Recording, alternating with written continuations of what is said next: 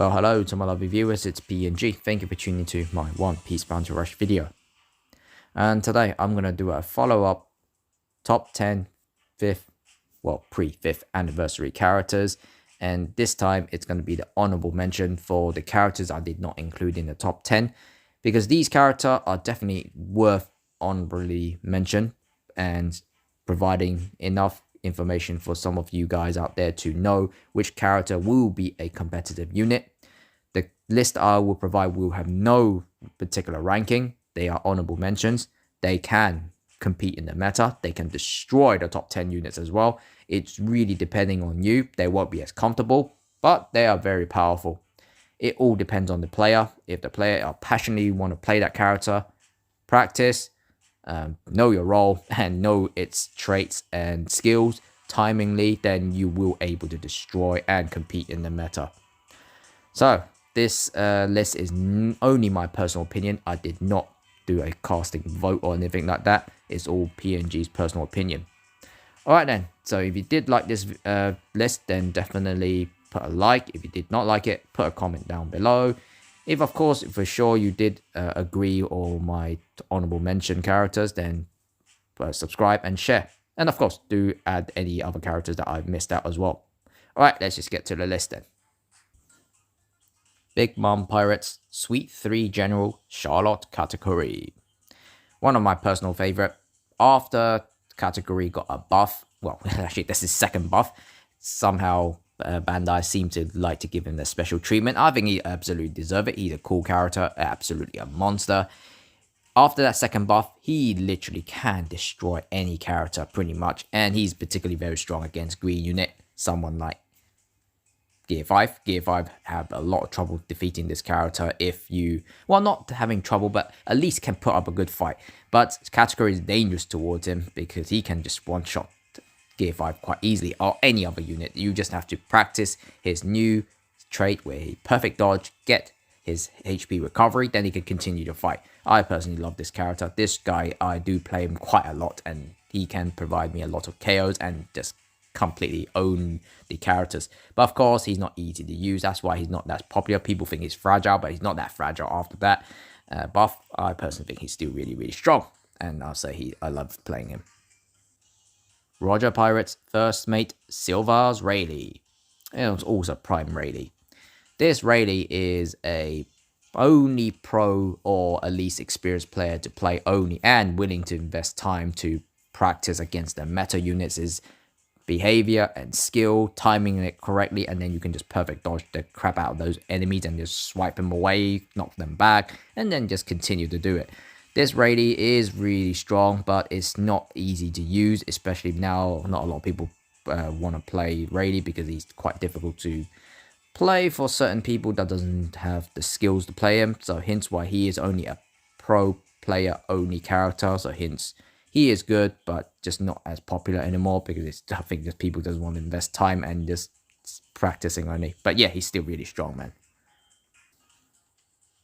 The Four Emperors Shanks. So this Shanks, one of my personal favorite as well. He is really deadly. However, you do need to be a bit patient. You will have to take a lot of advantage trying to steal some kills early in the game, because if you don't do that, you won't be deadly, because you do require that quick kills, get that attack increases. Once you get the 100% attack increases, you just quickly can just dice up anyone you want, chop them to pieces, and just continue to butcher every character in the meta. I have done it a lot of time with him. It's just a matter of like, if you can get lucky to get at least 2 kills, then yeah, you're on the roll. Then you will be able to just literally few tap people. I have done killed all the meta units with this particular character, but of course not a lot of people play him because he is not as sort of like quick access to powers. He does require patience and skills. Then yeah, once you get hang of him, you will destroy every character literally. Okunichi no Makami Yamato. In other words, hybrid Yamato.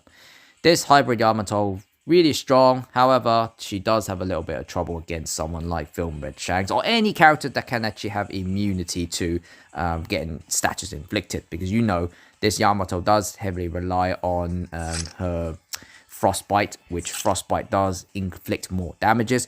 If the opponent could not get inflicted Frostbite, then she's in trouble, man. That's why you will find it a bit challenging in the meta where you face a lot of Gear 5s and well, Kid and Law in Law form, and also someone like Phil Shanks just literally destroy her. It's a pain in the ass. But for other characters, you can destroy any of them. It's just a matter of like, if you're lucky, not facing too many Gear 5, then you'll be fine. So Hybrid Yamato is still a deadly unit that's just not too popular to play with. Hero of the Navy, Monkey D. Garp, Prime Garp.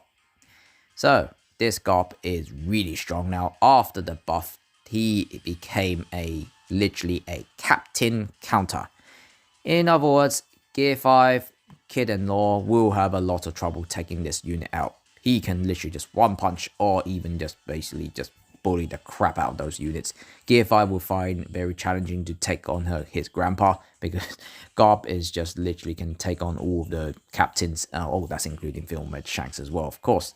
So hence why if you do want a competitive defender, Garp is your man. He will destroy Gear 5 if you really hate that particular unit. But yeah, it's just not too popular to use. You probably have people have better choices, I guess.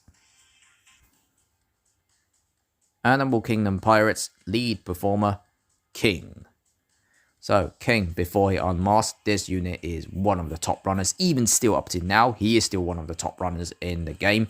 He can literally just fly past people, or just basically just ram people with his Zoan form and just take advantage against those attackers. They will get one-shotted by his Zoan form, or you can just fly across it and just go to the next treasure and grab the treasure.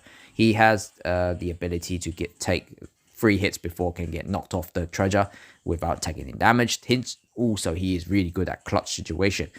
King, you just have to focus on running. Don't attack as minimal as possible, then you will annoy the heck out of the enemies. So King is a really fast runner. I still like him. He's really good.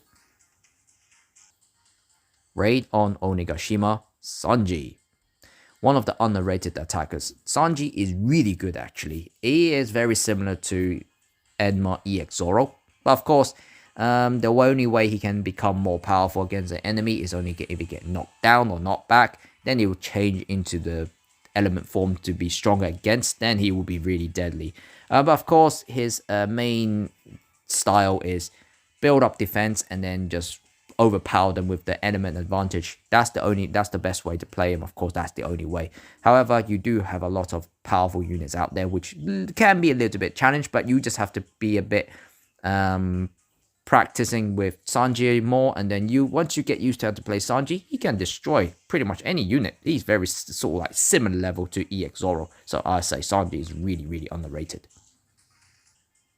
New Fishman Pirates Captain Hody Jones. So Hody Jones, a powerful power user killer, or devil fruit user killer.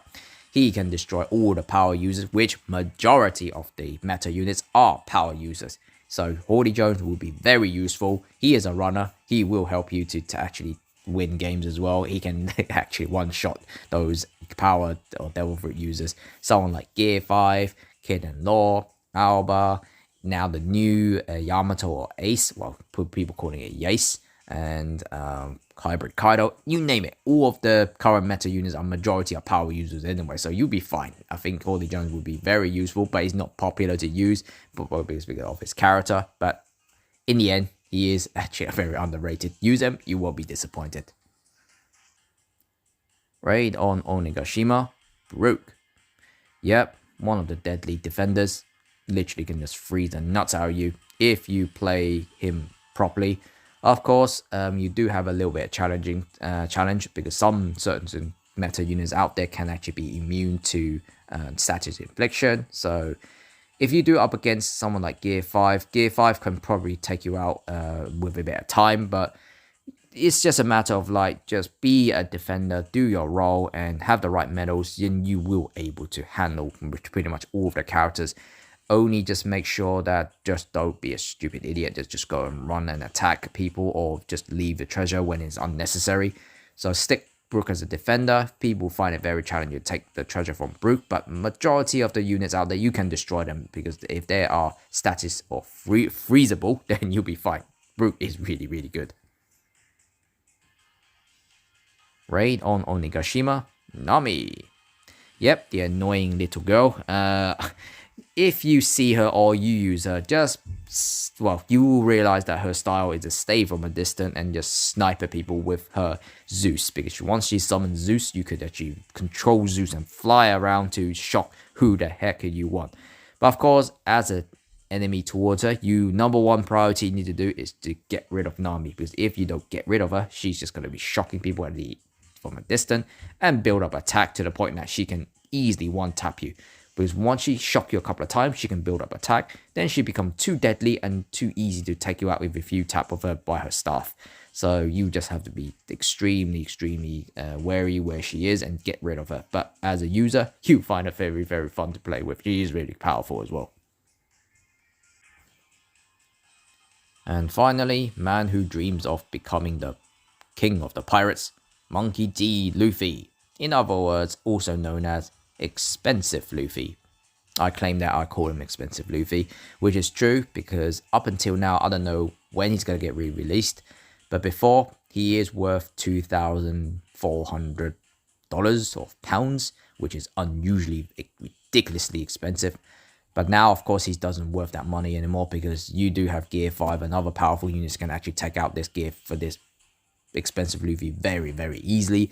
However, in the right hands, he can destroy any characters as well. I haven't got him yet. That's unfortunately very sad. But if I do have him, I personally think I can actually make very good use of him, demonstrate how powerful this Expensive Luffy is.